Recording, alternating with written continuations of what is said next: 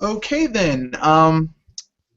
My co-host and I are in, and we will be focusing on a very large issue. The diversity in gaming, or I should say, the lack of diversity in gaming. This is a relatively broad issue. We'll be focusing primarily on the lack of diversity in gaming in the different types of protagonists and antagonists within gaming, the genres of gaming entire genres of gaming that seem to have just disappeared over the last 2 or 3 generations. And finally, we'll be focusing on the lack of diversity in representation, player choice in gaming. So without further ado, I guess one of us will get started. I'll get started with the least important one, which I guess would be the lack of genres in gaming. Basically, I've seen tons of just sheer entire genres of gaming disappear. Like, I can't tell you the last time I saw a space shoot 'em up in gaming. Lots of shooters, both first and third person. Lots of Western RPGs, for lack of a better word. I'm seeing a downtick in JRPGs, a downtick in platformers, a downtick in little action adventure titles, but tons of shooters, And I find it to be a little bit on the sad side, because gaming needs diversity. No one wants to. No, gaming is like going to a restaurant that only serves, like right now, 5 things on the menu, and those 5 things, like 3 of them are very similar to each other, and the other 2 are subpar. It's like, would you like the fried chicken? Would you like the southern fried chicken? Or would you like the Moroccan fried chicken? It's like, or you can have cheese pizza and the garlic bread. It's like, really? That's all you got on your menu? Yes. You know, But I'm sorry. I saw a video clip of a YouTuber.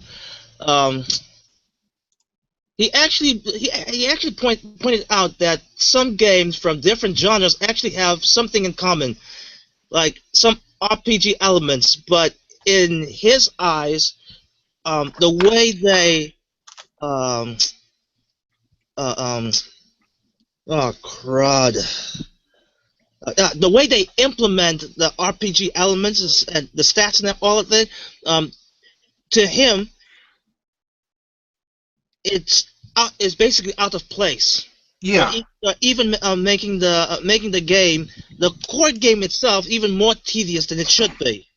Well, like, we've seen games that started out as one genre migrate over to another. For example, Dragon Age started out, or not Dragon Age, Mass Effect started out as an RPG with shooter elements, and then it struck the really good balance between RPG and shooter with Mass Effect 2. And then Mass Effect 3, they were like, forget that, it's all just going to be a shooter, you know, with some light RPG elements. And it felt like basically they dumbed down Mass Effect so much that it was just not fun anymore. For someone who likes RPGs, it was not fun anymore. Speaking about that, I guess we all remember what Archimedes 1, 2, 3 mentioned about, that you had to put guns in other types of genres, then there's a problem just for it to sell.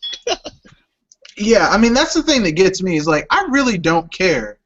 I seriously do not give, I don't care about, I don't, like, I'm an old school RPG person, okay? Like I started before I ever played a JRPG, I was playing like tabletop games, like tabletop RPGs with the character sheets and the dungeon master. Now, of course, I was like 4 years old and I didn't really know what was going on, which is why I have my very first character was a troll fighter named Booger.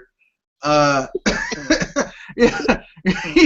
yeah, yeah. I was that guy. But I mean, Fascinating. look, I was 4 years old. Look, I was 4 years old, and his special ability was a power fart, which could disable and stun enemies. Fascinating. Yeah. I was an old school RPGer, but basically, and then I got into JRPGs and the wizardry games, which are old school, and first person view, traveling through a dungeon, you had to map it, that type of stuff. And then I started playing JRPGs, and it just grew from there. But I mean, when I play an RPG, I want an RPG. I don't want peanut butter mixed with my chocolate. I like peanut butter and I like chocolate, and sometimes I like them mixed together, but normally not really. I want my peanut butter. I want my chocolate. Don't never shall the twain meet, generally speaking. But I mean, we've seen, as I originally stated, entire genres of games disappear, and that to the detriment of gaming in general. I mean, where are the where are the scrolling shooters? Where are the R-types? Where are the Gradiuses? Where are the Delta Forces? Where are the Raidens? Where are the Heck, or even the side-scrolling beat-em-ups. Yeah, where are the beat 'em ups? And, Where's the Double Dragons? Where's the and, TMNT?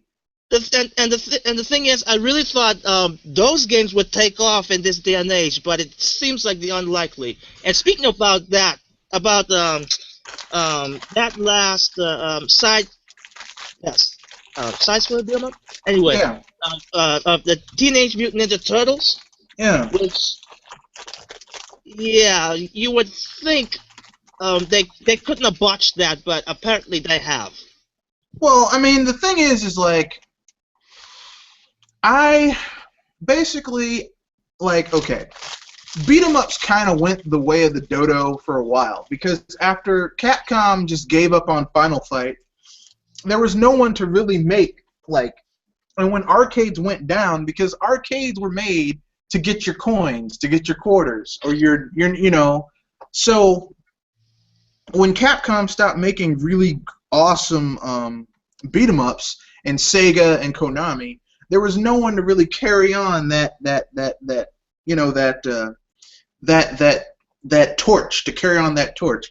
So basically that baton but the thing is that you would think, I mean, the only game that really still has that beat 'em up feeling to me, like old school coin op beat 'em ups, is maybe a game like Bayonetta 2, Batman Arkham City, Arkham Asylum, and Yakuza. Which they need to bring that in the U.S. Well, yeah, they need to bring over Yakuza 5. I'm thinking of starting a movement that just, this movement's going to be different from the Nintendo Redirect. This movement is going to be very simple. Go to Sega of America and tweet, hey, bring Yakuza 5 over. Hashtag, we want Yakuza 5. Yeah, very simplistic and no name. Very simple, to the point. That's it. That's all I want. Look. I don't need all this other stuff. I just want Yakuza 5. I feel the urge to wander around a fictionalized downtown, some city in Japan, beating the hell out of random people for messing with me. Look. Everyone has their power fantasies. Mine is pretending I'm a Yakuza dude with a dragon tattoo on my back, beating the shit out of random people.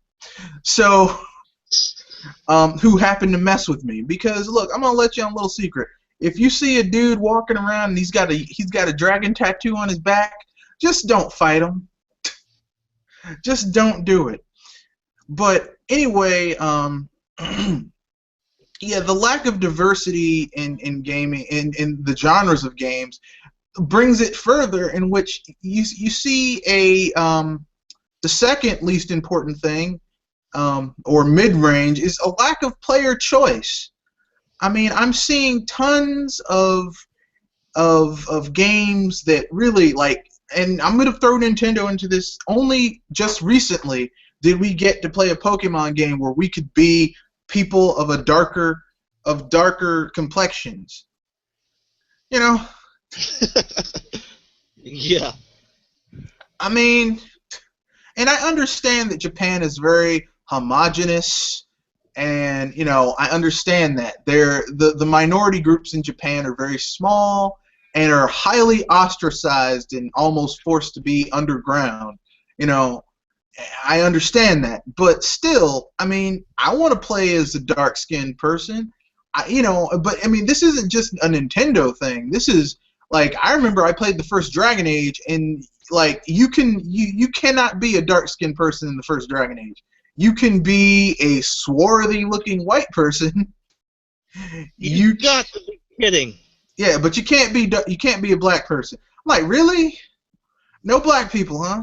No, no black people in this fantastical world. You've got dudes with horns sticking out of their head, dwarves, dragons, all types of stuff. No black people.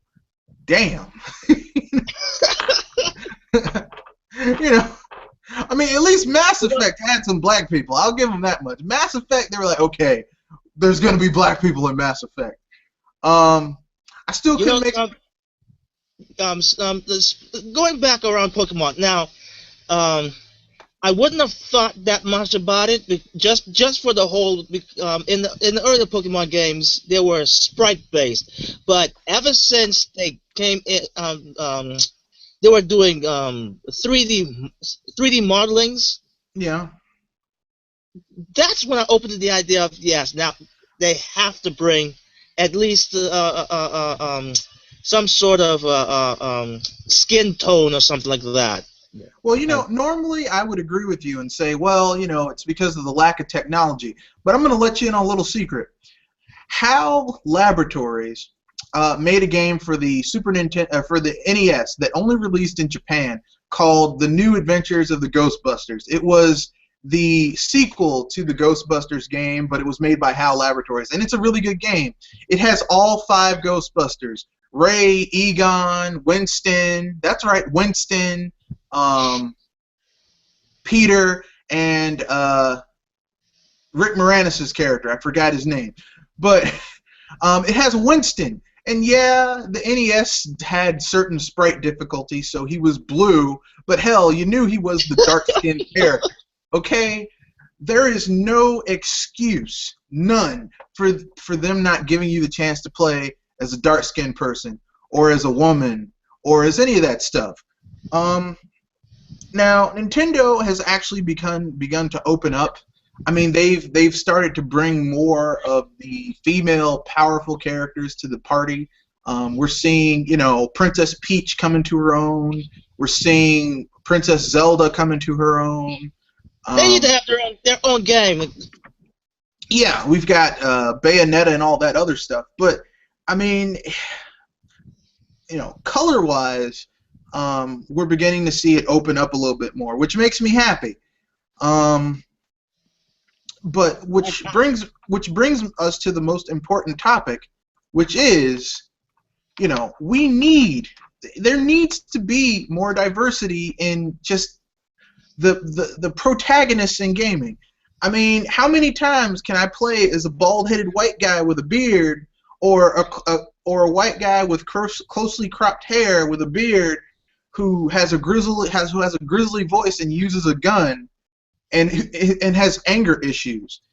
I mean, how many times can I play as this character, who seems to be in like 70% of the games that are on the market right now? He was in God of War. He was in Gears of War. He was in every damn Call of Duty. He's in Battlefield. How many times can we play as this character? Um, I would. Here's the thing. I would actually give a pass to the games that actually have uh um oh crap uh, uh help me out here, Red Fox. Character select, not character selections. Um, uh,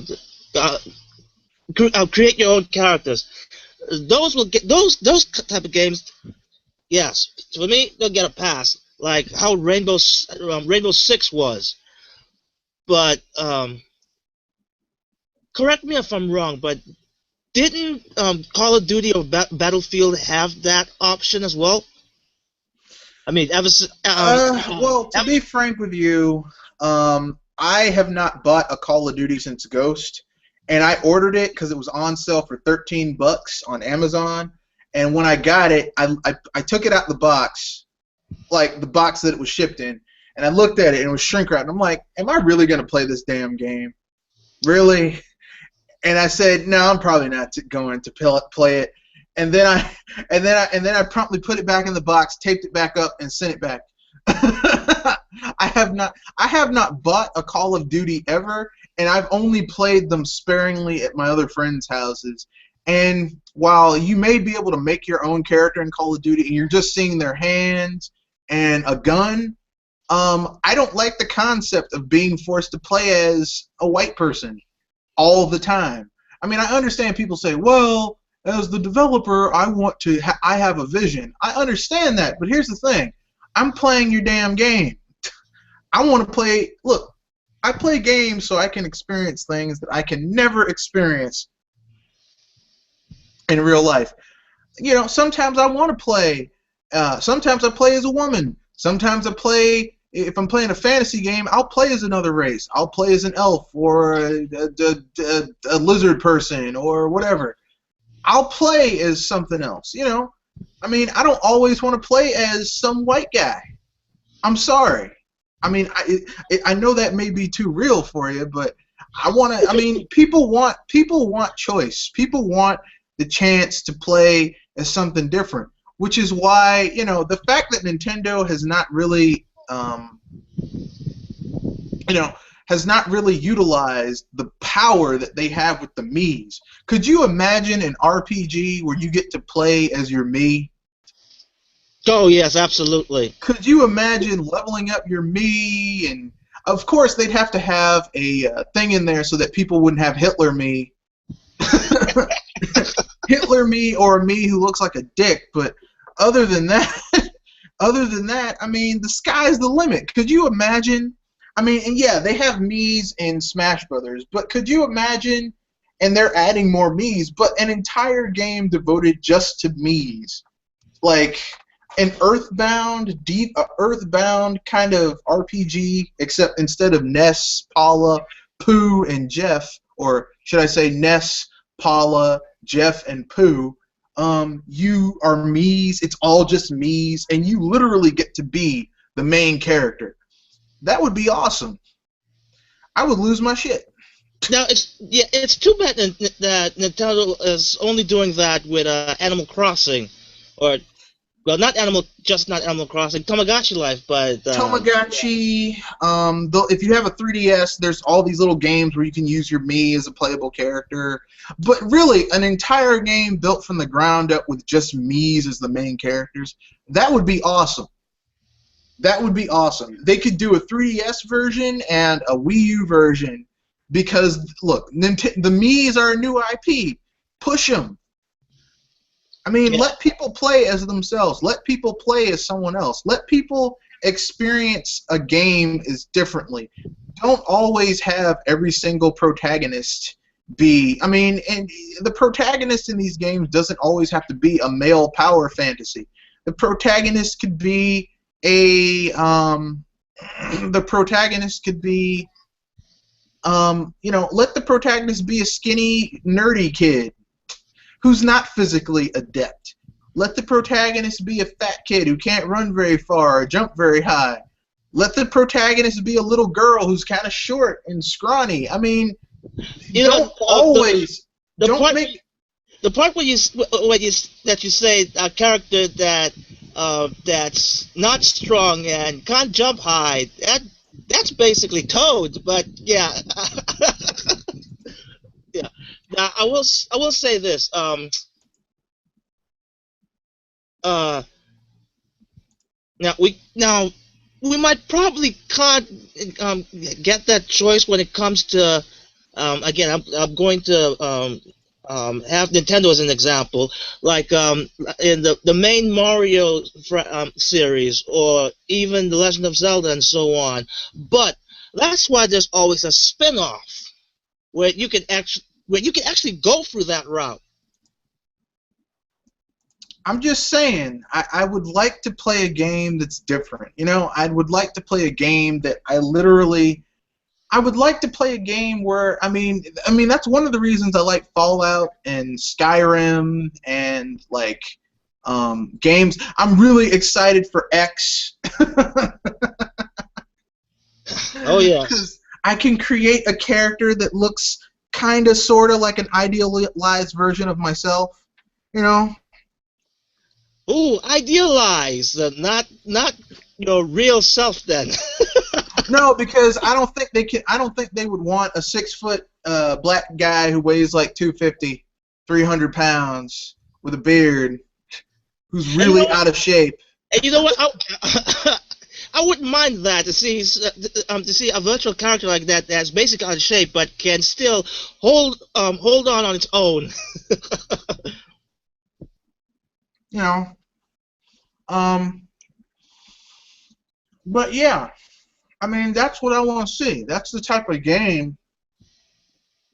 Yeah. Speaking about spin-off, you would think other companies besides Nintendo actually let me just say, for the better word, feed off on that. You mean shamelessly steal it? Well, yeah, basically copy what Nintendo does best. Well, they did. Sony had their little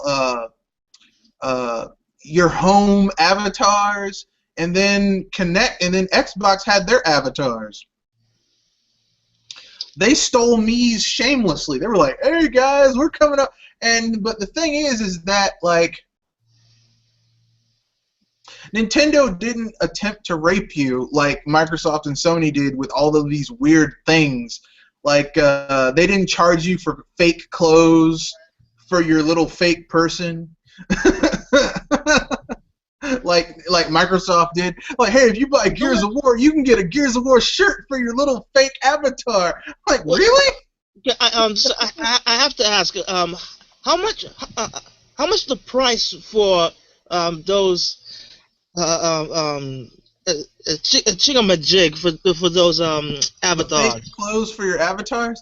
Yes. They're like 99 cents, $1.99, $2.99. You could get like a set for like $6 or $5, something like that. It was some. I mean, the thing is like you're charging people for some. I mean, sometimes you get them for free. Like if you own Gears of War 1, you get a Gears of War shirt that you can put onto your avatar. You own Gears of War 2, you get like a Gears of War. You own Dragon Age, you get Dragon Age armor to put. So I mean, they weren't always charging you for stuff, but I know for a fact. I have a friend. He's got like he's been Xbox and Nintendo for a long time now. Like he started out with Nintendo, and then he got an Xbox and a GameCube, and he's just been Microsoft and Nintendo for console-wise forever now, and. This dude has, literally, I think he has more clothes for his avatar than he has physical clothes in his closet. I think. I haven't been in his closet, but the dude just, I'm like, damn, man, how are you gonna have all those clothes in there, man? But anyway.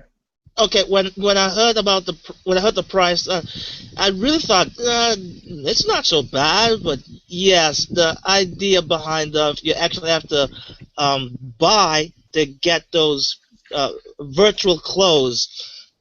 I can see the idea is not, yeah, but yeah, I guess it's You something can to see the give it. allure, but you wouldn't do it. You know. Yeah, I wouldn't do it. Yeah. I mean, I was like, here's the thing, okay?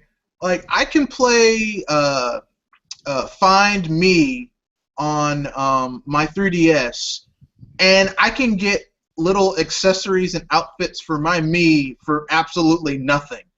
Like, they're coins you can spend, but you get that by carrying around your 3DS and getting miles on the pedometer on it.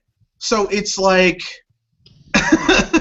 it's like, why would I pay you for an outfit when I could go and earn it? I mean, it kind of makes no sense. But right. but back to the main topic at hand, but so we can close it out and then move on to other topics. I'm just simply saying that, there needs to be more diversity in gaming. There needs to be more women. There needs to be more women included, more men included, more people of color included. Because, if you were to play a westernized game and see the amount of protagonists running around, you think that the vast majority of people that are people of the European descent. But I'm here to let you in on a little secret. Well, it's not a secret. This is just general knowledge and demographics. The birth rate in those countries is decreasing. The vast majority of the people on this planet, like 60 to 65 to 70%, are brown. Heck, or even Varying shades of brown. mixed. That's what. Okay. That's what called a melting pot. Okay, so please, for the love of all things good, please let there be some more diversity in gaming. Please let there be some more, men, women, little kids, fat kids, short kids, because we're not all homogenous. Not everyone looks the same. Now, Not everyone. keep going. Not everyone is built the same. Not everyone thinks the same. Not everyone has the same skills. I'll tell you right now, okay? I'm going to use an RPG allegory in order to explain this, okay? Play Final Fantasy, the very first Final Fantasy game, with a party of 4 red mages, or red wizards, depending on... You can upgrade them later in red mages. Play as 4 red mages. You will get your ass kicked, because they're all basically... They aren't as strong as a black or white mage in either way. There's no differentiation, and even though they're a jack of all trades but master of nothing. You need variety. You need that differences. You need those differences. You need people that have different skill sets in order to achieve your goals. And it's that way in everything. If you are doing a project, you need people of all different, varying skills. You can't have everyone be able to do the same thing. Otherwise, when you meet something that you aren't prepared to deal with, you're effed. So. Right. Well, I'm not sure why, but that kind of sounded like Fantasia. You mean the book or the movie? No. Actually, I meant about the game that they showed back at E3. Back at E3. You mean Fantasy Life? Yes, Fantasy Life. Yeah. Well, I mean, Fantasy Life is pretty cool. I'm excited for it. I'm probably not going to get it first thing when it comes out, but I'll definitely get it around Christmas when when I'll have some extra spare cash and spare time to play it.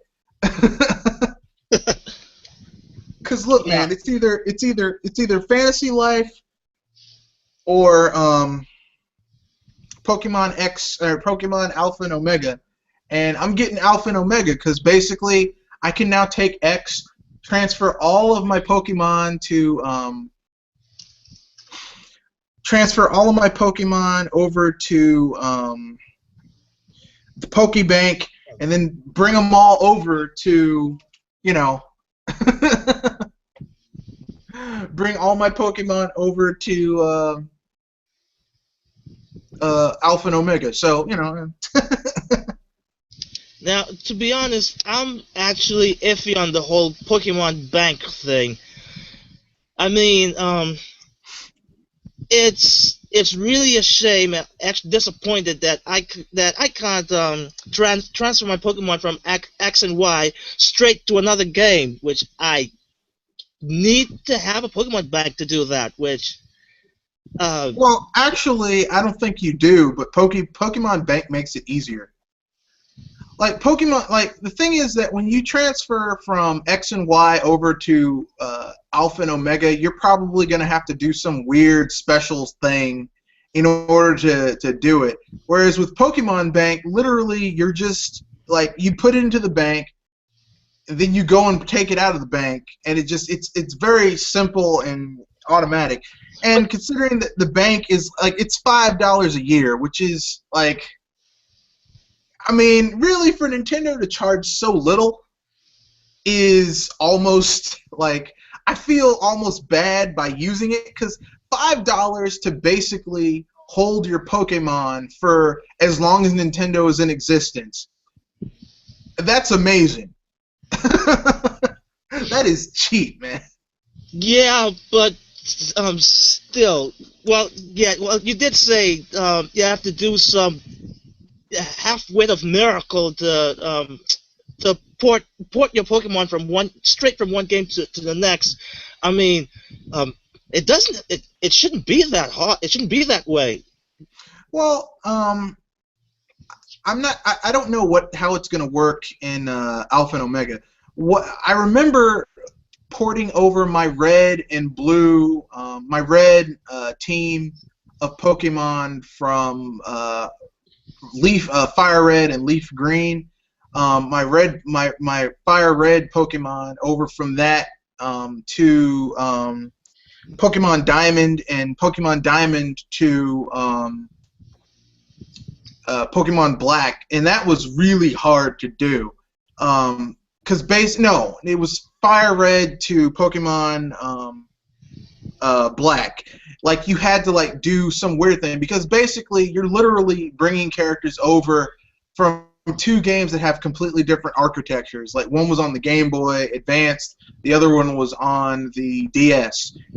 Basically, from what I have discovered, the best way to Alpha and Omega probably won't be that complicated, but I'm still going to use the Pokemon Bank because, damn it, I'm paying $5 a year for it. And instead of me transferring 6 Pokemon at a time, I can transfer all of them if I wanted to.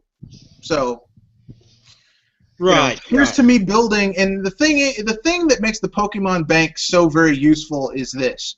Basically, like X and Y, I basically have like caught as many Pokemon as I want to now.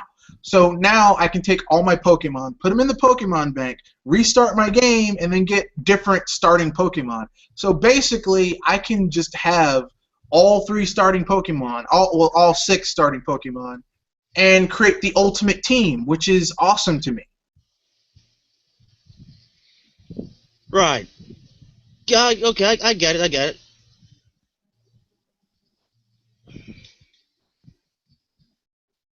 Which is weird because I'm not one of those competitive Pokemon people, but I mean playing online on Pokemon X and Y is so seamless and so easy, and when you face someone and you destroy them and they're using Pokemon that on paper should just totally destroy you, it's a beautiful feeling.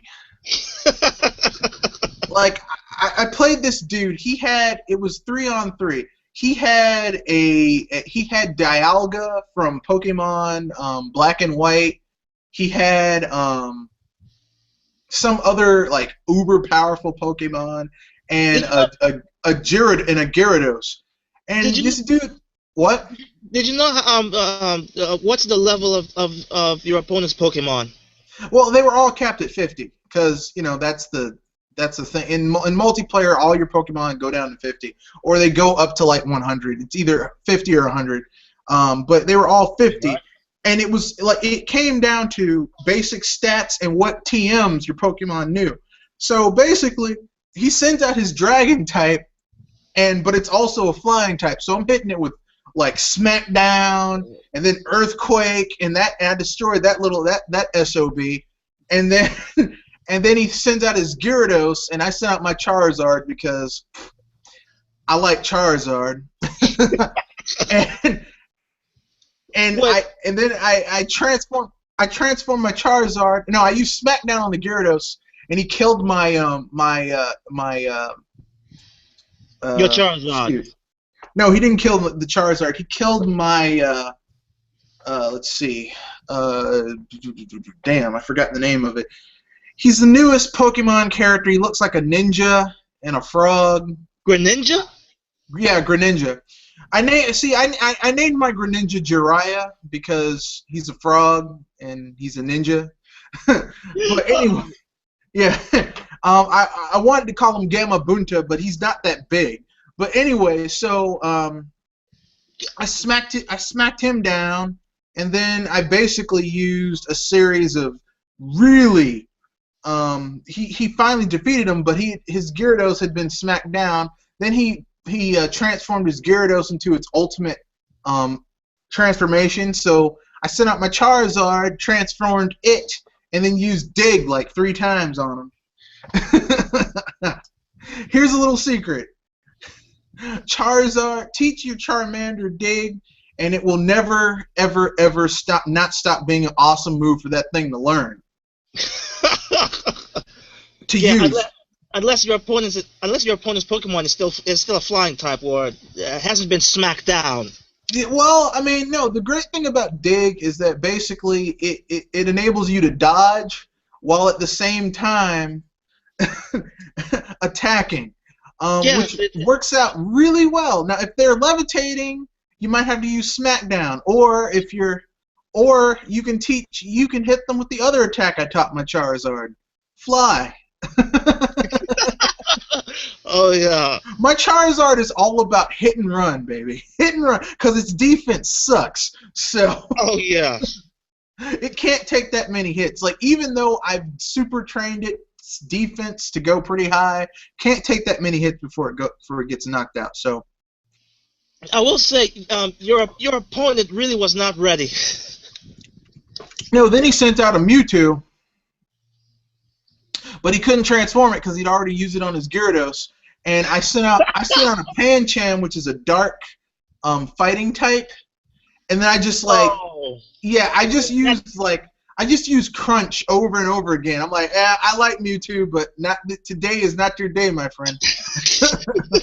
Today is not your day. Oh yeah, he really was not ready, or you were bloody lucky. No, I taught my Pokemon a good set of moves. I mean, basically, my Pancham. This thing is I've sent this thing out, and it's like level 90, and I've basically just destroyed the Elite Four with this thing. It was ridiculous. I almost felt bad, almost. But I guess we should introduce the next topic, and it's a little news story that happened. And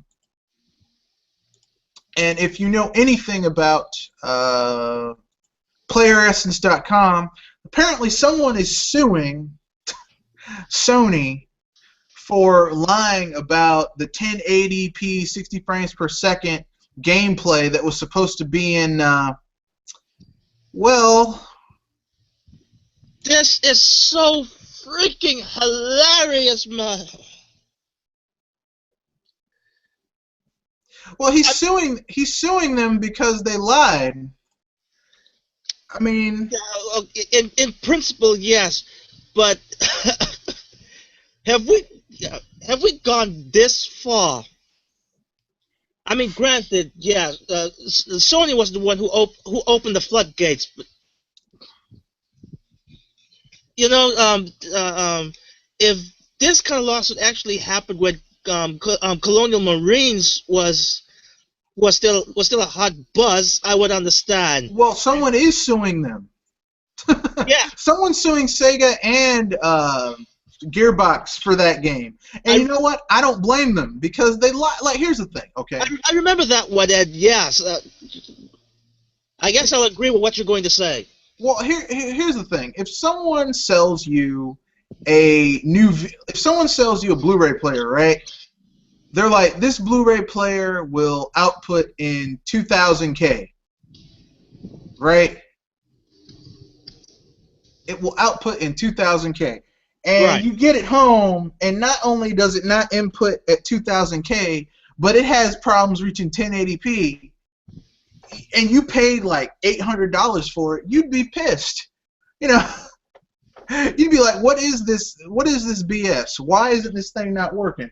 Now, I mean, if I spent, I'd be mad if I spent $450 on a console plus $60 on a game, and it's a first-party game, and even these people's own developers are having difficulties maximizing the use of the hardware. That's a problem, And Sony, as you said, did open the door. I mean, look, every time you turn around, hey, 1080p, 60 frames per second, 1080p, 60 frames per second. You know what? If this wouldn't have gone so far if consumers actually knew what the bloody hell they were buying, or even God, what was it? At least do your freaking research, or even rent out the game before you buy it. Well, I'll be frank with you. The way I feel about it is like this. I'm not gonna blame the consumer, because here's the thing: when you're spending a large sum of money on something, like, okay, if you're spending like almost $500 on a console, and they promise that it has a certain level of hardware prowess, that's what you're paying for. That's what you spent money on. And if they can't reach that, it's on them. Yeah, I will agree with you on that. Quite frankly, these video game consoles are actually a very expensive toys. But yeah. I mean, if someone spends that type of money, I mean, they're expecting a certain level. Yeah, of expectations, and especially if it's something that's been advertised for how many years when, and yet still the game doesn't come out in a proper fashion that it was promised or advertised. Well, I'm just saying, it just, I mean, the thing is like, look, listen, okay, it's like, they opened the door. They opened the door on this. Like, if they hadn't advertised it that way, it's 1080p, 60 frames per second, it's 1080, no, it's not. Okay, most of the games that have hit the PS4 have either been 1080p, 30 frames per second, or 720p, 60 frames per second, if they were solid, locked into that, or they were 1080p and the frame rate dropped like mad. So that's just the way it is. I mean, you shouldn't lie like that. If it's kind of like this, okay? Talking about your hardware specs is like it's what they used to call, when I was a little kid, writing wolf tickets, okay? You've basically written a check that your ass cannot cash. That's a good one. We all knew people like that when we were kids. Like, every time something went down, they were always ready to have something to say. They were always talking shit about it. Oh man, I'm gonna say this, I'm gonna say that, and then they'd say it, and it was like, and then when someone came up and said, I'm gonna kick your ass, they always had something else to do. Oh no, if I get in a fight, I might break my glasses, or I don't want to mess up my shirt, or I think I hear my mom calling. No, you don't want to get beat down. That's what it is. You know, and here's the thing: if you want to talk shit, like here's the thing: if you can back up the shit you talking, then you know you're pretty tough. But if you can't back it up, you shouldn't open your mouth. Now, Sony, like their own first-party developers, are having difficulty utilizing the full supposed power of this console. So why in the hell? I mean, and here's the thing: if your first-party developers can't utilize the full power of your console, I don't know why you expect third parties to put in the effort. Because first party, it's their job to make the console look good. Third parties just want to put some shit on your console that's gonna sell. They don't care if it looks if it's optimized or looks great. The least amount of time and effort they have to spend putting a game on your console, the better it is. Battlefield. For them. Excuse for them. Not for you. It's the reason why we're seeing it's the reason why when the Wii U gets a multiplat, it normally looks like shit. Speaking about the Wii U, when you hear these type of when you hear lawsuits, usually you hear lawsuits when it comes to Nintendo is for bullish or bullocks reasons. But you never hear, or maybe very little hear, lawsuits. That's what Sony's going through right now with this Killzone here, which, quite frankly, not surprised. For one, Nintendo didn't say all of that like Sony did, or it didn't promise everything out in the first gate. And well, in the first years, they even admit themselves that they were having a hard time producing games at that time. Most of the time, they come out good. And with Nintendo not speaking about frame rate or resolutions or the specs itself, they usually let the game speak for themselves. And for the majority of the times, they spoke well. Those games spoke well.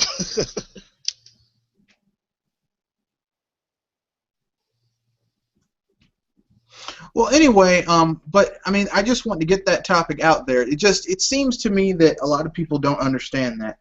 So I guess now that we've hit on that, would you like to bring up a topic?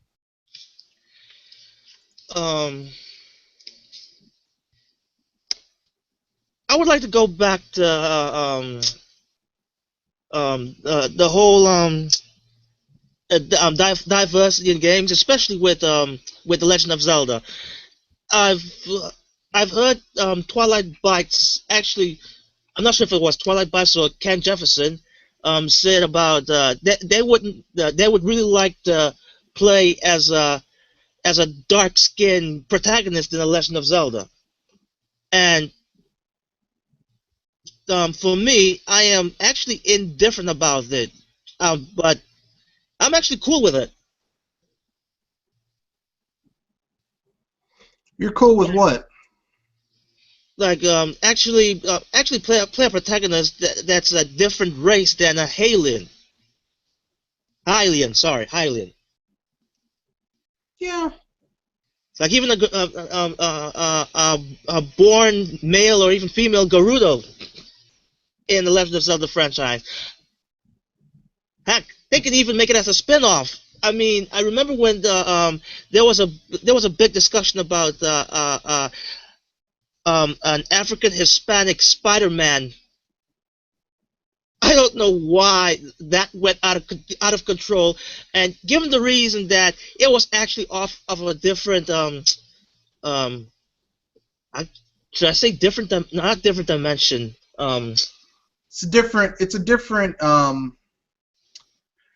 It's a different publication. Because there's like 5 different Spider-Man publications. There's the Amazing Spider-Man, which if you want your traditional Spider-Man, you know, your Peter Parker Spider-Man and all that stuff, you got to go to the Amazing Spider-Man. Then there's the Spectacular Spider-Man. Then there's Ultimate Spider-Man, and then there's the Superior Spider-Man, which is actually Doc Ock. I mean, there's like 5 different ones. Now, me personally, I'm an old school traditionalist. When someone says if someone comes at me and asks me who is Spider-Man's alter ego, I'd say it's Peter Parker. Yeah, I know they made Miles Morales, but listen, okay, look. I'm going to be frank with you. I'm a comic book fan, but it's kind of like this, okay? If someone says, who is Superman? I'll say it's Clark Kent, a.k.a. Kal-El. Who is Batman? Well, there's been 3 people who've worn the cape and cowl, but when someone says Batman, the first thing that comes to your head is Bruce Wayne. Not Tim Drake, who eventually did. When Batman disappeared, Tim Drake came in, and he got from being Nightwing. Nightwing. He wore the cape and cowl, and he got Damian Wayne to be Robin. But still, Bruce Wayne will always be Batman. You know, it's like anyone else. Like, hey, you're okay, but you're not Batman. You know. Right. Which, here's the thing. I'm actually acceptance of the whole of the whole Spider-Man thing, but then I actually saw Andrew Eisen's Action Super podcast or something like that, and when they mentioned about having a female Thor, that made me raise an eyebrow, because there's in a Thor franchise, there was never about a different dimension or something like that. They were actually planning of defacing the original Thor and have a female protagonist having that Thor role. And while I'm hoping it's kind of like a temporary thing, but if they just drop the male Thor and completely go with the female Thor, I am kind of iffy about that. I'm not. Okay. And I'll tell you why. Because, you know, for anyone who is like really knows about that type of about Thor, about Thor in Marvel Comics, is that very few of those things actually do. The person who you see as Thor is not actually Thor. The person you see as Thor is some guy who found the hammer and was judged worthy. The hammer is what makes you Thor, right? But you're not Thor. Or you're a physical manifestation of Thor. So if a dude finds the hammer, in this case it was a dude with a bum leg who was a professor, and he was found worthy, and he picked up the hammer, and he can now turn into Thor. But now someone else is going to become Thor, and I see nothing wrong with that, because, you know, it's not the actual Thor. It's, you know, like, I remember there was this I think in like the Spectacular Spider-Man, there was this thing called, like, not the Secret Wars, but like something, and it basically told how Spider-Man is merely he's one of the many incarnations of this ancient deity called obviously the Spider-Man, and basically, like, all of them are tricksters, and, you know, like, they don't fight physically, they use, like, their mind to basically outmaneuver their opponents, right? Yes. And, you know, I mean, so clearly they're all parts, manifestations of this one person. So it makes sense that there could be a female Thor. It's kind of like, I was on a podcast and some dude was adamant that there's no way Link could ever be female. I'm like, it couldn't. I mean, like, you know, look, here's the thing, okay? I'll be honest with you. I would actually be inclined to say, yeah, there could be a female Link, just because we have more than just one Link. Yeah, I mean, there could be a female Link. Look, listen, I personally don't. I don't feel strongly either way. Look, you need diversity. You need to be inclusive. You need everyone to have a stake in it. You know, like, why should I care about, someone who's not like me, doesn't look like me, doesn't talk like me? You know.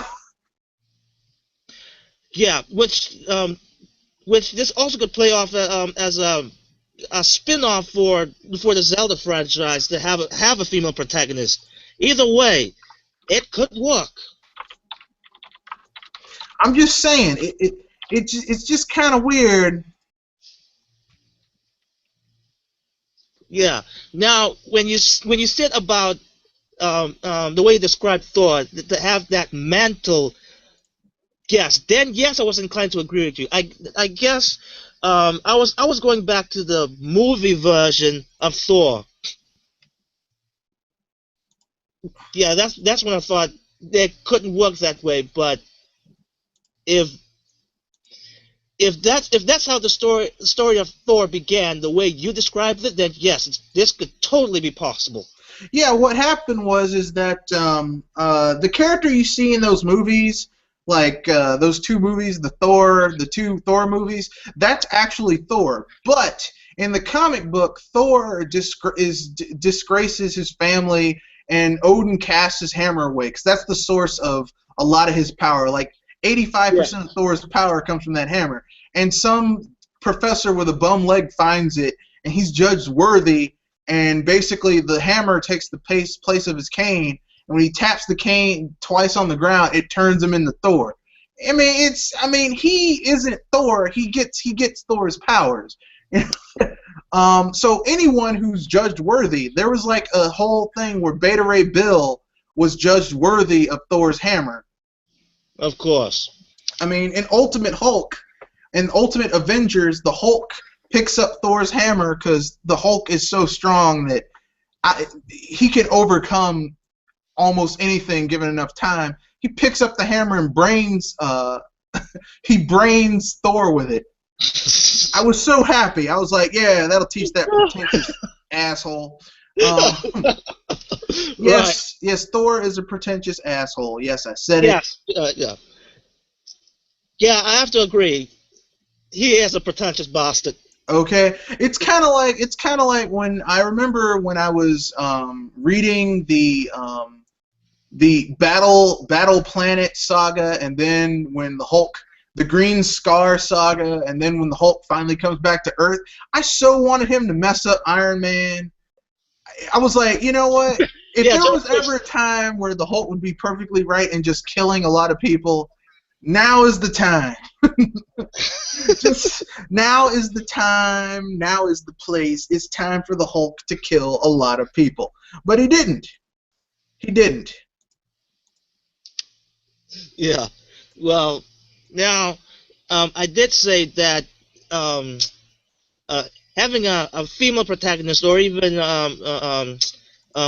other races as protagonists in a Zelda franchise, can actually work, be it a spin-off or not. But when it comes to other franchises that is purely centered on a character, I may incline to say that it might not be possible, but yes, that's why you have a spin-off in those series. Well, I'll be frank with you. I really would like to see. I would really like to see. I would like to see a Legend of Zelda. I would like to see. Mass Effect. Mass Effect was a game that had, you were a human being in this huge universe with all these different races. I would like to see even if it was just a spin-off, in another Mass Effect where you can be different races. And I don't mean in the multiplayer. I mean literally. You can be a Taurian. You can be a damn, I forgot their names. Yeah, I can see Mass Effect can go further with those. You can be a Krogan. You can be an Asari. You can be a Solarian. You can be a oh god, a Quarian. I would like to be one of those races. I would like to do something different, because just being human. I'm disclaimer here. When I played Mass Effect, I was like a racist towards humans. I never sided with humans if I could avoid it. I was like, dude, you're being a dick, Yeah, because for one, we know ourselves. Well, not just that. Like, here's the thing. I played Mass Effect as a Paragon, and I was always trying to make peace and unite people. But except with humans, because most of the humans in that game were just assholes. I'm sorry, they like Mass Effect 2, Cerberus, just a bunch of assholes. Mass Effect 3, just not nice people. Right.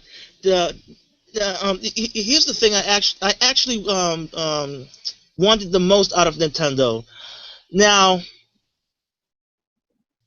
I guess I think you should know by now that I am very interested in Asian cultures, which reason why I wanted to see a game that features the Pionpi, the Super Mario Land enemies, and Yeah.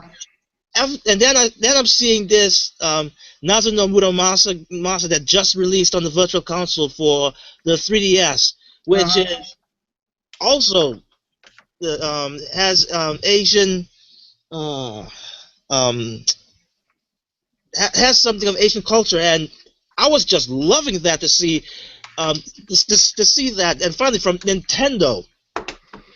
Well, I mean, I hate to say this, but now that Nintendo is struggling, they are really putting out some good games. That they have to go balls to the walls. And well, I mean, I won't say they have to, but they are more inclined to. And you know what? What also got me giddy is that I saw a Twitter that Kamiya tweeted that instead of Star Fox, he wouldn't mind making a Nazuno Murasame game as well, and I'm like, ooh, okay. I wasn't big on the idea to have Kamiya doing Star Fox unless he wanted to, but after seeing that, I'm like, okay, Kamiya, do it, do that, please. Well, I'll be frank with you. After seeing Wonderful 101, I would not be upset if I wouldn't be upset if he did a Star Fox game. Now, Yeah. I know right now Miyamoto is working on a Star Fox game, but really I would not be upset because Star Fox goes perfectly with Kamiya's play style. Like, he likes having games where you get graded for your skill level, and Star Fox as an arcade shooter is perfect for that. He likes games that have lots of quick, fast action. It's an arcade shooter with dogfighting. You need quick, fast action in those types of games. Right. It would be perfect. Okay. I think I didn't use the words correctly. Actually, I meant to say I'm actually with the idea of Kamiya making a Star Fox game, but I wasn't to the point of going to a Twitter page and ask Nintendo and say, "Come on, Nintendo, give Kamiya the green light and do it." Yeah, but after that tweet, yes, now I'm kind of going in that route. I'm just saying, I would really like to see Hideki Kamiya. Yes, I would too. Heck, wouldn't mind if Kamiya would do basically all of the games from Nintendo. Have that Kamiya touch on it for once.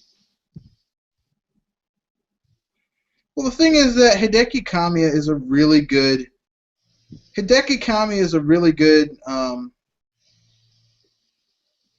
developer. Oh, yes. And he's not one of those half-ass developers that just kind of, sort of, half-ass develops games. You can tell this man cares about his craft, Yes, which I'm kind of surprised that Capcom did this thing with him, but yeah, I digress. Don't want to go any further with that. Well, Capcom, Capcom doesn't like making money. Speaking about that, I actually wanted to say this. There's a YouTuber called Marvelous EXC with a Z, not an S. He actually point out a very good topic about why there could be a reason that Capcom is not doesn't want to make Mega Man games. Now he did went to back up his theory on why with VG charts, and yeah, he did point out that most of the Mega Man games that came out didn't even break a million, and the few that did, it's not even over 1.5 million. Well, I would normally agree with that, except for there's one small problem. And what's that? The game that Capcom has made to take the place of Mega Man, Tenkai Knights, I believe it's called, or no, Geist Crusher, flopped. It sold worse than Mega Man. It's sold like 300,000 units over the last year and a half it's been out. So, and this was made to take the place of Mega Man on handhelds for these people. So, I mean, if I were Capcom, here's what I would do, okay? They saw, like, because Capcom basically said, oh, well, we're not going to make a Mega Man game because Keiji Inafune's gone. We're going to cancel all of the projects he was working on. Let me tell you something, man. Look at the people that gave all that money to him so that he could make Mighty Number 9. Oh, Think about that. Yes. Okay? People want Mega Man games. People want them. Which also begs the question, when I see all of those Mega Man games that were released, there were quite a lot of them. So much so that basically the Mega Man games saturated them on themselves. Yeah, but that's the thing about Mega Man. Mega Man games are kind of like their own niche. Like, here's the thing, okay? I'm a huge Mega Man fan, okay? I like all of the games. I like Mega Man. I like the Rockman games. I like the X games. I like the Zero games. I like the Battle Network games. Like, I like the Legends games. Like, I own and play all those games. I like all of them. So, I mean, the thing is this. Did they have to basically put out, like, a Mega Man 11, a Mega Man X9, another Battle Network game? No, but put out something with Mega Man in it that actually has some effort and production value in it. I mean, like, literally, like, you know, Capcom's been putting out some stinkers lately. They budgeted that game, Remember Me, which flopped spectacularly. They put out Lost Planet 3, which was a joke. They put out they canceled 3 Mega Man games. They canceled Mega Man X Rebirth, Maverick Hunter's Rebirth, which was basically Metroid Prime but with Mega Man. It could have worked. It could have worked. Then they canceled Mega Man.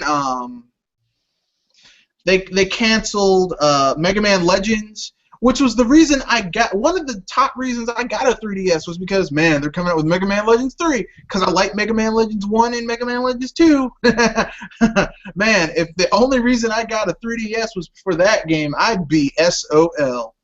Yeah, and I will say this. Now that there's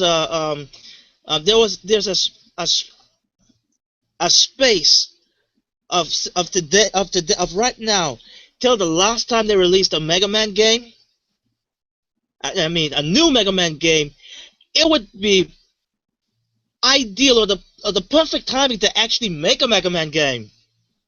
And here's the thing. looking at the fans, looking at the people who basically, how everyone went batshit crazy last E3 when they revealed Mega Man as a playable character, you'd have to be retarded not to. You'd have to literally be an idiot not to release a Mega Man game to coincide with the release of Smash Brothers. It's like, oh, you like Mega Man? Well, guess what? We got a new Mega Man game coming out. And I'm not saying they should come out with a new Mega Man game every 2 or 3 years, but I mean, damn, something. Even if it was just Mega Man 11, something. Yes, I even thought in my mind, since the Mega Man reveal in Smash Brothers, I really thought Capcom would actually jump on this and actually make a Mega Man game coincide with Mega Man's appearance in Smash Brothers, but apparently that wasn't the case. Nope. You know what? I wouldn't even mind if it was a crossover game featuring Mega Man and at least one Nintendo character. Just something. Well, there already is a crossover game with Mega Man and a Nintendo character. It's called Smash Brothers, but I know what you're saying. Like, I mean, they need to bring something back, but I mean, Capcom's been messing up lately. Capcom's been. Yeah, the thing is, even Namco is wants to greenlight a sequel to was it Project? Was it Cross Zone or was it X Zone? Cross. It's Namco Cross Bandai Cross Zone. Yes. I mean, even Namco is jumping on this. Well, I'll be frank with you. I've done my best to like. I own like 3 of those games. I have the translated Namco Cross Bandai game that was on the PS1 or is it PS2? One or the other. And then it was PS2. And I have Super Robot Wars. Frontier Saga for my DS, and then I have Cross Zone for my 3DS. And look, I like those games. I mean, like the second one in the series had a really good story, and it's actually insanely fun, and it had original characters, but it was still insanely fun. I'm just saying that, look, if you have an old franchise that has an established base, don't just like say, well, these games aren't selling. Look, go back to the drawing board and come out with something that'll entice those people. Because Mega Man was Capcom's Mario, except he didn't make Mario money, but I mean, he still was a steady source of revenue. You see what happened to them once they stopped making Mega Man games. Everything else they've touched. The only people at Capcom that are making games that are profitable is the Street Fighter people and the Monster Hunter people. That's it. Oh boy! And you would think just for the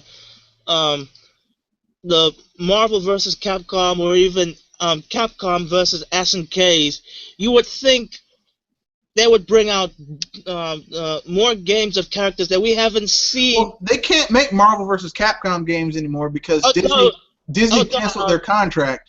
I didn't mean that in a way, but the characters that were featured in Marvel vs. Capcom, especially in the Capcom side, you would think you would see another Bionic Commando game. Well, regardless of the last one that flopped. It not only did it flop, it sucked. I mean, like, okay, you want to play a good Bionic Commando game? Okay, go on to Steam and get Bionic Commando 1 and 2 rearmed.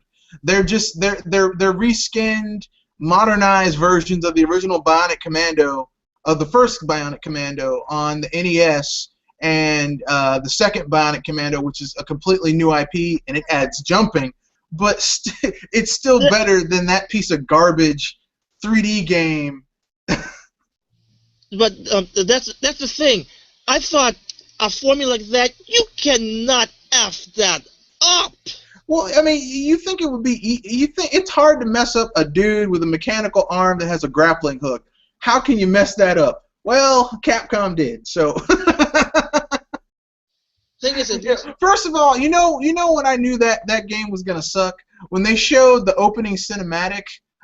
This was back when G4 TV was on, and he had those brosive dreads. I was like, this is not the Rad Spencer that I. This is not the same Rad Spencer that I was playing with in Rearmed, or even because I had Bionic Commando for the Game Boy Color, where you could play as a male or female commando, and they each had their own strengths and weaknesses. It was a really good game. This game was not. I mean, really, you're gonna give Rad Spencer brosive dreadlocks? Really, brosive dreadlocks? Ugh. I always have to come back to the whole the evolution between 2D Mario and the Super Mario 64. I mean, Nintendo has done that. It made it look like pretty darn easy, and you think other companies would have done the same. Well, I've said this before. I'll say it again. Nintendo, premier first-party studio. They have like some of the best game designers in the industry. It's very hard for someone to jump.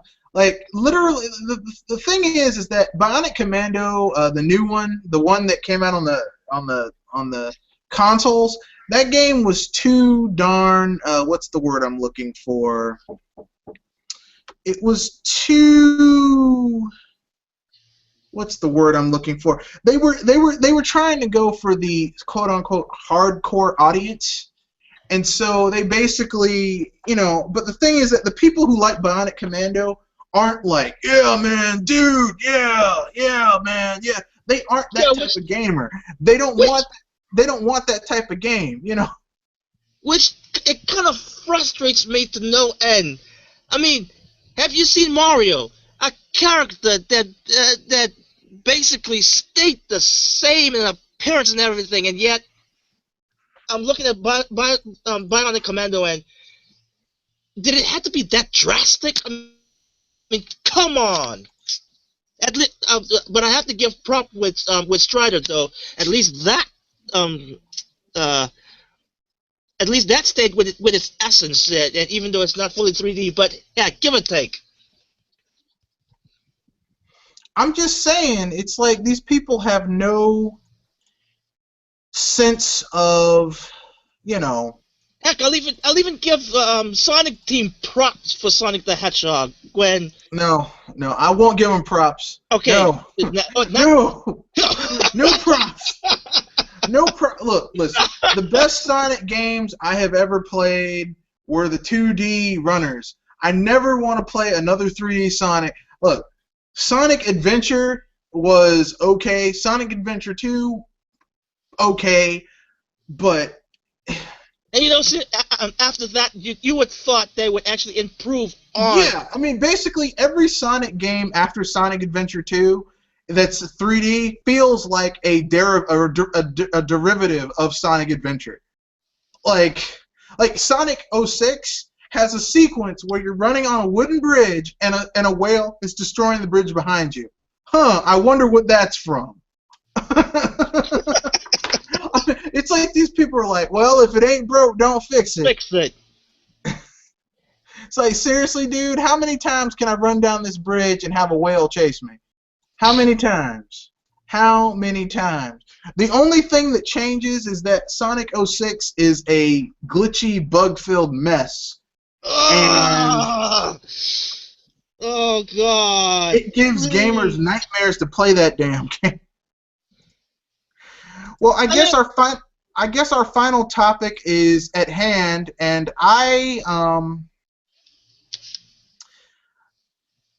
this one is a little something that might tickle your fancy or not. And here it is. The untold story of how Sega nearly won the console wars. Basically, it's a little article on Wired.com that basically is from the dude who has written that wonderful book. That wonderful book about the console wars and you know, trying to basically spin it that somehow if a meteor had fallen from the sky and landed in Nintendo Japan's headquarters and killed everybody, Sega would have won the console war. I mean, it's not like, basically it's like he's talking about a certain set of things. I left it in the link thing if you get a chance to look at it. If not, I'll just give it a general synopsis. Oh, I'll definitely give it a read. But yeah, I see what he is getting at with the whole meteorite struck the Nintendo headquarters. Yeah. Oh boy, half the stuff that Sega did, I guess they would have been in a much better footing right now. But actually, back then. Well, I'll tell you what. The thing people always say, well, Sega was gonna. No, look, listen, okay. What killed Sega were three things, a combination of three things. Okay, first, Sega gave Sega of America way too much power. Okay, way too much power. Way too much power, way too much say in how the day-to-day business operations worked, which was a bad idea. Okay. Now, first, second of all, Sega spent so much of their time after the SNES generation trying to play catch up and coming out with going through the R&D development costs of a new console that would flop, and then they drop it and build a new one. Over and over and over again. They did it with the CD, then they did it with the 32X, then they did it with the Saturn. I mean, you cannot R&D three new damn consoles at the same time within 5 years. 5 years, and I'm not even getting into the handhelds. I mean, actually, in 5 years, it's basically saying at the same time in the same gen. I mean, it would be the equivalent of Nintendo coming out with the Wii, right, and then saying, "Oh, the Wii's not strong enough. We'll come up with something stronger." And then, oh, the Wii successor isn't strong enough. We'll come out with another one within 5 years of the Wii's life cycle. But this wasn't coming from Sega of Japan so much. This was coming from these assholes at Sega of America. Okay, and yes, I will have to say this: Nintendo actually done that in that sort of way, mainly with the DS and the Micro Game Boy. But as soon as the Micro Game Boy didn't have any traction, they put that back in the gutter. Well, I won't say the Micro Game Boy didn't have any traction. It's just the market had been saturated. The people who were going to buy a Game Boy already had, a normal-sized Game Boy. I still have my normal-sized Game Boy. I still have my Game Boy Color, my Game Boy Advance, my DS, my 3DS. I still have all my systems. So it's kind of like, Nintendo, you make your systems too well. but no, I mean, so first of all, they gave Sega of America way too much power. Second of all, trying to keep up with the Joneses was ridiculous. It was ridiculous. I mean, that basically destroyed Sega, was this constant R&D, and the worst part is that the parts used to create these new consoles weren't even manufactured by Sega, so they had to give a cut technology-wise to the people who were making the parts. So they would never, even if these things sold gangbusters, they were still in the hole. And then finally, God, yeah, it was. I mean, Sega of America did more to destroy Sega than Sony, PlayStation, EA combined. Okay. You're seeing a struck pattern here with Sega of America and Sega of Japan, which Sega Japan is basically Nintendo and Sega of America is kind of like Sony and Microsoft, and yeah. While Nintendo's part, they actually really try to hold what they say is the last thing to do, and Sega of Japan didn't actually do that. Well, the thing that really hurt and then finally the thing that really hurt Sega of of Sega and basically caused them to lose the console wars was Sega destroyed consumer confidence. Okay, because really, why? It's kind of like why if Sony came out with another handheld within the next 3 or 4 years, why would anyone buy it when after 2 years of this one they just basically dropped support for it? Sega did the same thing with their consoles. The Sega CD came out. There's maybe like 20 or 30 games that really utilize the full power of the Sega CD. And I'm being liberal with that estimation. It's probably less than that. You know, the Sega 32X, like there's like maybe like 20 games, 18, 20 games for the 32X. The Sega Saturn, there's like maybe like 20 games in America. Now there's tons of really awesome games in Japan for the Saturn, but Sega of America didn't want those coming over. So, you know, You wonder why. You would wonder why would they do that. because Sega of America had way too much power. And then I get the power, but man, can't you at least have trust in your own parent company? no, no. I mean, listen. Sega of America spent all of its time trying to basically treating itself not as a part of a company, but as its own thing, which is when you see one part of a company basically doing things that go against the parent company, you know, that's what I'm waiting for the day Square Enix gets shot in the ass. Because Square Enix of America is constantly, you know. Yes, that brings up the interesting what Francis said on the podcast of Terminator Juice, which the American side of Square Enix is basically having more saying in the whole company, which that's freaking mind blown. But yes, anyway. But finally, I mean, Sega basically lost consumer support. You know, like here's the thing: you cannot come out with a new product every year and a half, 2 years, and expect people to keep on shelling out money, and you keep on changing up the game like that. I mean, you know, and listen, I had a friend who was like a hardcore Sega dude. Okay, I mean, like I have a Sega Genesis. I have a Sega Genesis / Sega. Sega Original Custom, okay? It's a Sega Genesis and an original, okay? It plays both games. And then I have a Sega CD, which is an attachment, and then I have the Dreamcast. I don't have a 32X. I don't have a Saturn. So my level of gaming is just very what's the word? But even I can understand, because like if you've ever been to a Sega person's house that had all those systems, their console looked like a damn octopus with all those cords and shit coming out. It was like, what the hell is this? How much does this thing use? How much juice does this thing use? Oh, you know, we just use a small generator to power it up. You know. Yeah.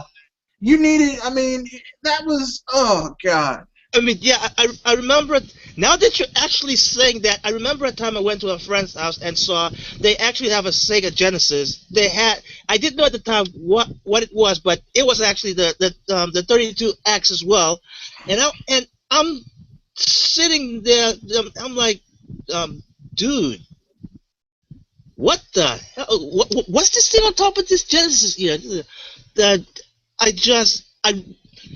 The first time I looked at it, I really couldn't wrap my head around it, and I didn't even know what an add-on was at the time. So, yeah, it was basically foreign to me.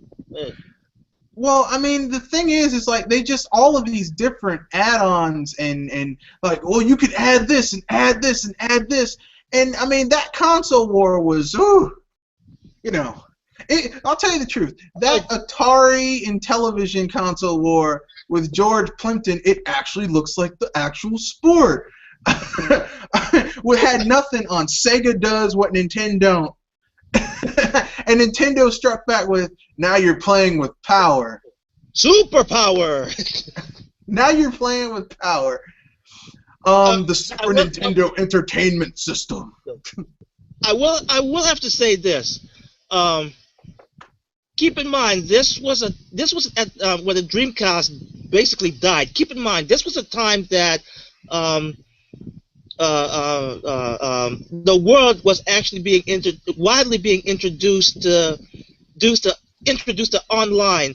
So, to me, who was fairly behind that, did not know or was not fully aware of the whole demise of the Dreamcast, and even with that, that basically killed Sega when it comes to consoles. So imagine something like this happens this day and age with one of the three companies. I think would basically kill them. Yeah, I mean that's the thing. That's the thing that I keep on hearing people say. A lot about Nintendo, a little bit about about Nintendo, and a little bit about Microsoft. People are like, well, you know, Microsoft needs to go back to the drawing board and redesign the Xbox One. Nintendo needs to go back to the drawing board and come out with a more powerful console. Has anyone looked and saw what happened to Sega? I mean, Sega did that. I mean, of course, the Dreamcast was not. The Dreamcast was the final blow, but really, the Dreamcast, like, had Sega jumped from the Sega Genesis to maybe the Saturn, and then from the Saturn to the CD to the Dreamcast, they would have been fine. But when they basically came out with like 2 failed handhelds, 3 failed console add-ons. Well, actually, 2 failed console add-ons and 1 failed console. Because let's face it, the 32X was essentially a new console. The CD was essentially a new console. Yes. And then the Saturn was essentially a new console by itself. It wasn't even an add-on. And then you're talking about 5 failed products, one after another after another. Oh, and the 2 handhelds were the Game Gear and the Nomad. So basically, you're talking 5 failed projects, back to back to back to back. So yeah, I mean you can see with all of this, I guess you can see why Nintendo basically abandon the GameCube and go for the Wii route, because actually the Wii was going to be an add-on at the beginning, but nope, they switched gears with that. I mean, like, here's the thing. I mean, why would someone want to do that? Why would someone want to jump back into that? I mean, who wants to chop off bits and pieces of themselves? You know, and I don't think, like, here's the thing. Nintendo might be insular and complacent about some things, but they aren't stupid. Okay? Like, you know, anyone who tells you, well, Nintendo, look, you can say a lot of things about Nintendo. Stubborn, but they are not stupid. I say stubborn for majority for good reasons. Okay, there's a lot of problems with Nintendo, but if there's one thing they aren't, they're not very dumb as all these analysts would thought. They aren't stupid. I mean, people like to sit there. Well, Nintendo. Look, listen. Okay, a company that's managed to stay in business for 130-something years, 132 years, and be in the video game business longer than any other company. Atari has declared bankruptcy multiple, like 11, 12, 13 times. Sega doesn't even make consoles anymore. Sony is, Sony is about 3 or 4 big fuck ups from bankruptcy. Okay, Microsoft's gaming division hasn't made money since it was created 14 years ago.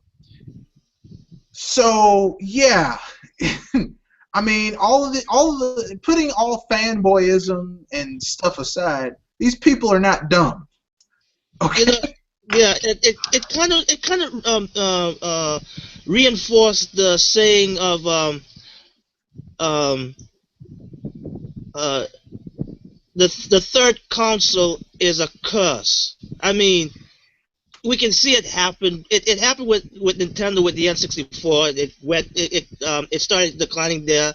The Saturn, for Sega, it started declining there. Now, then what we saw for Sony with the PlayStation 3, it kind of dwindled down there, and now we're seeing it happening with Microsoft with the Xbox One. Yeah, but I don't think it's because of this X console. I'll tell you why. The Xbox One, it was basically, the Xbox One was made to be completely anti-consumer, right? And they were going to use the carrot and the stick. They were going to say, like, well, here's the carrot. You get all these features. The stick is, we're basically going to take a camera and shove it up your behind. That's the, and we control how you can play your games. And Sony is doing the same thing, but they're giving you the carrot while at the same time sticking the stick where you don't want the stick stuck. When I'm seeing this, the whole rental service with the PlayStation Now, yeah, and Nintendo's way of downloading a virtual console game and keep it on your console. To be honest, I'd rather stick with Nintendo just because, and even though it does not your data purchase is not connected to an account right now, but it is. Yeah, but yeah. No, yeah, but when you download a game, it is connected to your account. It's just it's also connected to your physical device, and because of that, because it's also connected to your device, it means that if someone steals your Wii U, you can call Nintendo and tell them someone stole my Wii U, and they'll send a signal to your system, so people can't use your stuff. If it connects to the internet, it'll wipe off the it'll brick it. Okay. But if you buy another Wii U, they'll look in their things and say your transaction history and say, oh, you bought these games. Here are these codes. You can re-download them. Now, which is amazing. Yes, and yet I can see why people still complain that they can't do all of that without calling Nintendo. But yeah, I mean, I understand why people complain about it, but I'm just saying that, comparatively speaking, the thing is this, okay? And I condone this behavior. Before I say this, I condone it. I condone this behavior. It's not legal. It's fraud and theft. But some people share account passwords over the PS3, and they'll basically log in as someone else, create a profile, log in as someone else, and download games. And personally speaking, I mean, for some people they think that's cool. Me personally, I'm a little, that's fraud. Yeah, I'm a little iffy on that part as well. I mean, I understand what Nintendo was going for. I mean, here's the thing, okay? Nintendo's DRM is less obtrusive than what Microsoft and Sony was going for. You know what I mean? So yeah. Even though you have to send your system in, you don't have to send your system in to transfer from one Wii U to the other. But that's less obtrusive than what Microsoft and Sony are doing, where Sony's like, oh, you want to stream this game? Well, you better be connected to the internet. Oh, you want to, Microsoft's like, oh, you want to play this game? Well, Too bad you have to sign in as this person, and if you aren't that person, haha, you're SOL. Yeah. So yeah, reason why I would say, you know what, um, between the PlayStation Now and how Nintendo's doing it with the Wii U, I would pick going with the Wii U because at least, hey, um, I actually acquired the game, but yeah, that's just me. Yeah, the PS. I mean, because basically what Nintendo's trying to do is basically maintain the value of what you bought. Like you buy something digitally through Nintendo, there's a record that you bought it. Because basically, I download half of the games I have for my Wii U are digital. I downloaded them digitally, and it's like it automatically goes to my Nintendo, to my Club Nintendo account. It automatically gets attached to my Nintendo Network ID. So basically, I know that I bought these games. So even if something happens, I can always put in my Nintendo Network ID, and it says I purchased these games. Here are the codes to re-download them. Yeah. So that's why when I hear people bitch and complain about Nintendo doesn't let you, really, I don't have any issues with that. I don't understand what your problem is, son. You know. Guess they want more. They want more freedom, but there's going if you want more freedom, there's going to be some strings attached to it. Well, they claim freedom. Yeah. They claim freedom. You know, look, here's the thing. I know what freedom is, and you know, the more freedom you have, like true freedom is the right to make the choices you want to make, but it also means you have to be held responsible for for the actions you make. So, you know, true freedom is, well, I can have sex with whoever I want, but the chances of me getting an STD goes up. You know, that's, you know, it's like I'm free to do whatever I want, but I could also, you know, the freedom to walk out late at night in dark, shady areas. But there's also the chance that I might get robbed. You know? You also have to accept those consequences, you know. And I know that experience because I used to go out late at night a lot. Yeah. Now, I'll knock on wood, I've never been robbed, but... Yeah, neither have I. But it could happen. It could, you know, it could easily happen. Yes. So, I guess that's the final topic. Wait, I got one topic and another intermission that I have to make. Okay. All right.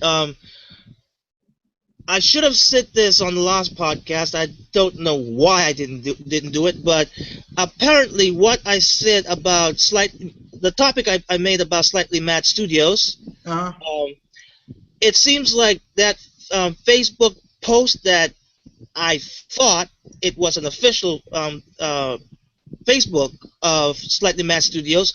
Well, apparently it's actually a fan page for Slightly Mad Studios. Yeah. So yeah, and that, yeah, as I said, that was actually taken. That post was actually taken down. So, Slightly Mad Studios, you still have the ball in your court. Please tread lightly. And so your other topic? Yes. Now, I've seen Levelheads Gamer's latest vid about how Nintendo can penetrate the mobile market while, in a way, I'm not sure. In a way, he said it like Nintendo could penetrate the mobile market. One, make a hardware of mobile of themselves to play their games on, or um, or actually make oh great, I got a helicopter on top of me. And yeah, anyway, um, make I'm not sure if it's apps or I think it's more making games that are actually touch based for mobiles, and I'm not I'm not sure I want to be inclined with either of those two. I would be more like actually have well at least for the making touch based games on mobile, I would say yeah, have a game that is specifically like that, light on gameplay, and give them a taste of what they could um, uh, what they can experience on a real Nintendo system. That I could actually go for. Well, I understand what you're saying, and I'm going to say something in return that might be blasphemy. Shoot I know me. I can already hear the fanboys typing. They're like, oh, getting ready to type. I would now. I'm not saying that Nintendo would do this, but I'm just saying that if they did it, I would buy the product. If Nintendo's next handheld, if they made a version of their next handheld that was also a mobile phone, Oh yeah, because yeah. here's the thing, okay? You would totally buy that. Sony made their Xperia phone that was also a PSP, or as I like to call it, the PSP phone, the PlayStation phone, um, and there was the N-Gage that was also a phone. But the problem with those is that the N-Gage had shitty games, and the PSP phone was just a joke. But if there's any company that could have the games to pull off that they could put on a phone, you know, I think Nintendo could do it. I really think Nintendo could pull it off. Because, I mean, technology was not at the point that it is now. Like, parts for making phones is getting cheaper. Yes. The price point, Nintendo could make a dynamite phone using their, withered technology. Because really, I mean, I don't need a smartphone to play. I mean, if it has a little bit better technology than the 3DS or the 2DS, and it can play those excellent Nintendo games that we all love, and it can also make and receive phone calls, I'm in. I mean, I would buy it. I would buy it in a heartbeat because, I mean, I would be able to basically play my games. And I wouldn't need to have an app store because, I mean, I'm sorry, but nothing in your damn app store is going to equal a Nintendo game. I mean, I'm sorry. Like, nothing in the app store now is going to be as good as Link Between Worlds. I'm sorry. Nothing in your app store is going to be as good as Star Fox 3D. Yeah. So what I'm saying is this. If Nintendo were to make a Nintendo phone, I would buy it.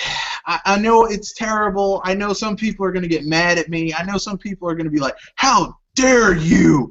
You know, I would even go further than that with my experience. Like back in the '90s, Walkman was still all the rage. You're taking it back now. Yeah. I'll be frank with you. I'll be frank with you. Hold on. Now there was one Walkman. Now I wasn't really interested in the Walkman, but I'd like the idea of having a music on the go. But I wasn't interested in one until I saw one. It was yellow and grayish, and it had a Nintendo 64 emblem on it, and I'm like, Mom, I gotta get that one. Now, I didn't, like, for me, the big thing for me, and this is taking it back, the big thing for me wasn't the original Walkman with the cassette player, because I had a boombox with the cassette player, and I remember when sometimes that cassette player would go crazy, and I have to take a pen or my pinky and wind that mofo back up. because that's what you had to do back in the day. Oh yeah. And then you had to like you'd fast forward it and hope that you didn't go too far, and then you had to go back if you went too far to get to the beginning of the song. Oh man, that's taking me back. I remember when Sony came out with their CD Walkman. That CD Walkman was the rage. Now this was when CDs first came out, and like it would be like a $20, $30 CD, and it would have like 8, 9, 10 songs on it. If it had 12, you were like, oh my god, 12 songs. Yeah. Like you found out I'm old. Hey, But, I consider myself old as well, but I still try to keep myself in shape. yeah. Oh man, you found out about. Well, I mean, like like there's a lot of stuff that we thought was cool back in the day. Heck yeah. Like I used to look. I remember when breakdancing used to be. That was cool. Yeah. I remember when people would go and get there. Where I remember when I thought the high top fade was cool. I always wanted a high top fade, but I could never get my hair to grow well enough to get one. So even